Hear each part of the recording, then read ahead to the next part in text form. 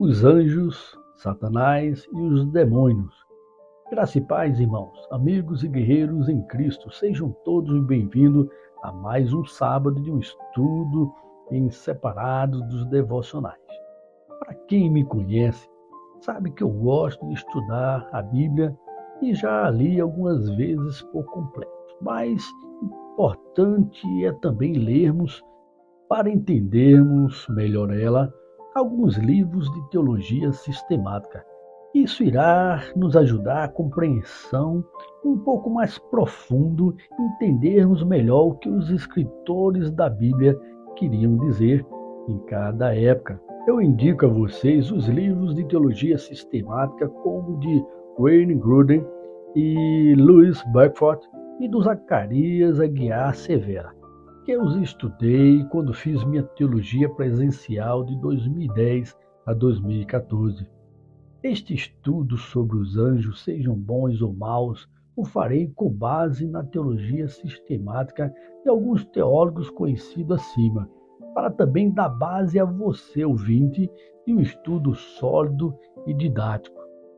O conceito de anjo é malak, em hebraico, e angelos, o grego, que quer dizer mensageiro, que no caso é um mensageiro sagrado e sobrenatural, como diz o professor Zacarias, que designa um grupo distinto de seres espirituais criados perfeitos por Deus para o serviço do reino celestial, que, por motivo de rebelião, alguns deles perderam a condição de anjo bom e tornaram-se opositores a Deus e a nós.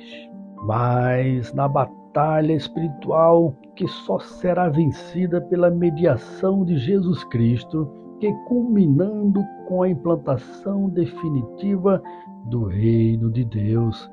Louis Beckford também fala da origem dos anjos, que além dos anjos bons também há os anjos maus, que são os que se opõem e combatem a obra de Deus. Apesar que esses também são criaturas e não foram criados como anjos maus. Como diz Gênesis 1:31, Deus viu tudo que tinha criado estava muito bom. Isso significa que mesmo no mundo angélico não tinha ainda anjos maus ou demônios naquele momento. Há duas passagens da Escritura que implicam claramente que alguns dos anjos não mantiveram a sua condição original, mas caíram de seu estado em que tinham sido criados. Um é 2 Pedro 2,4, que diz: pois Deus não poupou os anjos que pecaram, mas os lançou no inferno, prendendo-os em abismos tenebrosos, a fim de serem reservados para o juízo. Assim como Judas 1,6, que diz: e quanto aos anjos que não conservaram suas posições de autoridades, mas abandonaram sua própria morada, eles os têm guardado em trevas, presos com correntes eternas para o juízo do grande dia. Segundo o professor Zacarias de Aguiar Severa, em seu livro de teologia sistemática, para entendermos a natureza do mal, primeiro vamos definir o mal como privação ou perversão de algo bom. E esse termo bom é primeiramente Deus em seu caráter e sua bondade conosco, conforme Marcos 10:18, que diz: respondeu-lhe Jesus: por que você me chama bom? Ninguém é bom a não ser um, que é Deus. Romanos 12:2 também nos dá uma excelente colocação a respeito da bondade de Deus. Não se amolde ao padrão deste mundo, mas transforme-se pela renovação da sua mente, para que sejam capazes de experimentar e comprovar a boa, agradável e perfeita vontade de Deus. Deus é o único que é bom, irmãos, e a sua vontade sempre é boa, inclusive para nós. Por isso queremos e desejamos sermos guiados por Ele. Amém? Sendo Deus puro, Ele não pode ver o mal. e a perversão, como diz Abacuque 1,13. E a evidência é que o mal iniciou primeiro com Satanás e os demônios. Pois, como diz em Ezequiel 28, de 12 a 17, e também em Isaías 14, de 12 a 25, que embora esses textos falam de reis perversos que causavam mal ao povo de Deus no passado, estes textos refletem a cosmovisão daquele tempo, em que os reis agiram no espírito sobrenatural, que por trás deles era Satanás agindo, entendeu? E em Gênesis capítulo 3, vemos Satanás na forma de uma serpente que tentava Eva ao pecado, em que, em algum momento, entre os eventos de Gênesis 1,31 e Gênesis 3,1, deve ter havido uma rebelião no mundo angélico, no qual muitos anjos se voltaram contra Deus e se tornaram maus. E isso, todavia, contraria a natureza espiritual dos anjos e o fato de que, como diz Mateus 22,30, parece implicar que não há vida sexual entre os anjos. Além disso, com essa interpretação, teríamos que admitir uma queda dupla no mundo angélico. Primeiro, a queda de Satanás, e depois, consideravelmente mais tarde, a que resultou no exército de demônios de que agora presta serviço a ele. É mais provável admitirmos que Satanás tenha arrastado os outros para junto em sua queda.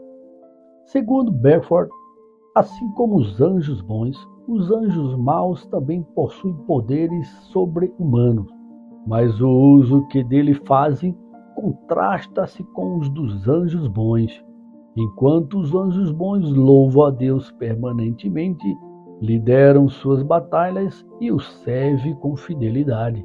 Aqueles anjos maus, com poderes das trevas, prestam-se para maldizer a Deus, pelejar contra ele e o seu ungido, e tentar, eu disse tentar apenas, destruir a sua obra.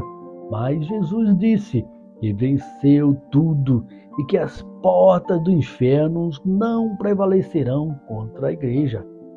Satanás originou o pecado de acordo com Ellen Gruden, que Satanás pecou antes que qualquer ser humano fizesse, e na forma de uma serpente tentou, enganou a Eva, conforme 2 Coríntios 11,3, que diz: o que receio e quero evitar é que, assim como a serpente enganou Eva com astúcia, a mente de vocês seja corrompida e se desvie de sua sincera e pura devoção a Cristo.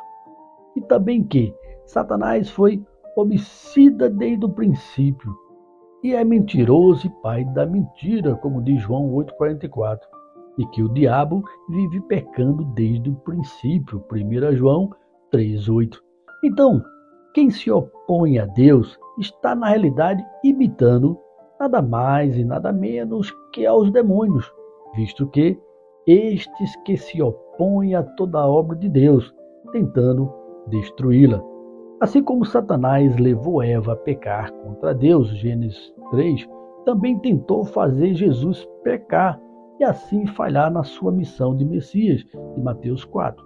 As táticas de Satanás e dos seus demônios são sempre as mesmas: a mentira, o engano, Apocalipse 12,9, o homicídio, Salmos 106,37, e todo e qualquer tipo de ação destrutiva, no intuito de fazer as pessoas se afastarem de Deus, rumo à destruição.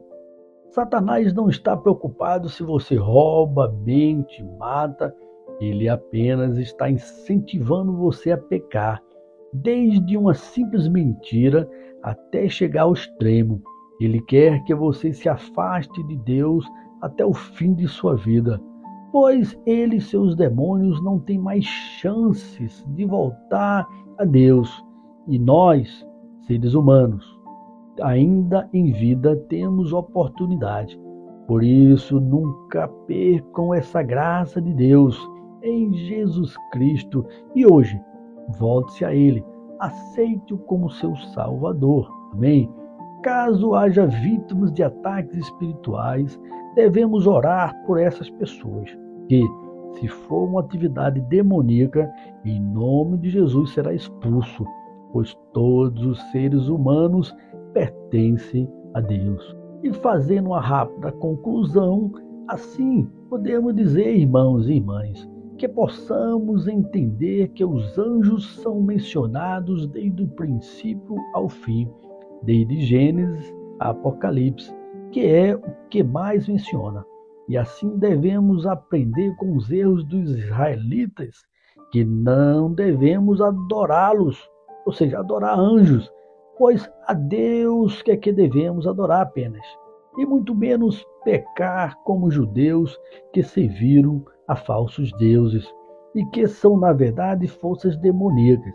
E no juízo final, Satanás e todos os que se rebelaram contra Deus serão lançados para dentro do lago de fogo e enxofre, atormentados tanto de dia e de noite pelos séculos dos séculos, conforme Apocalipse 20:10. Então, o juízo de Satanás e seus demônios estão predeterminados por Deus. Entendem a raiva deles por nós, pela humanidade? E, se desejamos ter vida, a verdadeira vida, que é na presença de Deus, o Criador de tudo, vamos nos manter firmes, tementes e obedientes a Ele. Amém?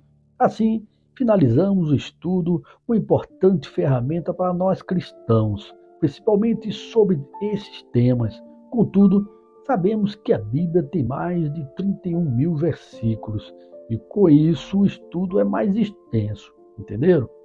Que Deus os abençoe, irmãos, e tenham todos um excelente sábado e bom final de semana na presença de Cristo. E até segunda-feira com os devocionais diários. Amém? Deus abençoe.